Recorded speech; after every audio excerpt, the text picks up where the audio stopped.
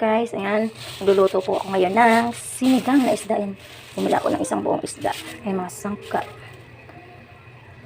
Nagpakulo na rin tayo ng tubig. Ayan, lalagay na natin ang mga sangkap. Ilagay na po natin ang sibuyas, kamatis, at luya. Ilagay na po natin yung isda. Ayan.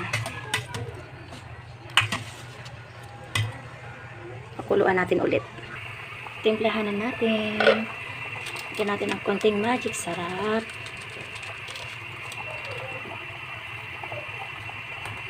Asin.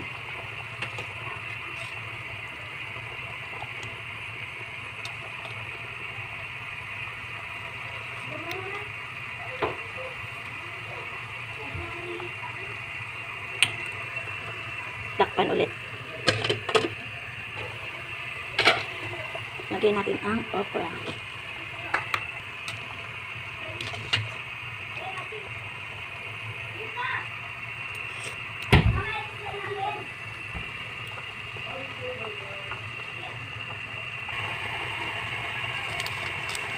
Lagyan natin ang sinigang.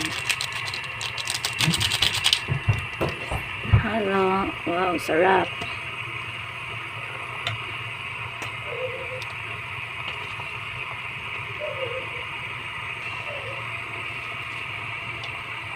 Lagyan na natin yung gulay.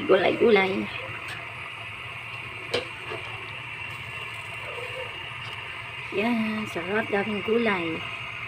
Wow. So yummy.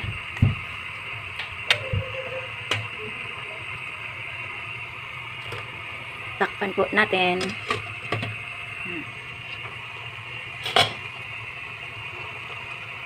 Ayan, luto ng ating sinigang isda.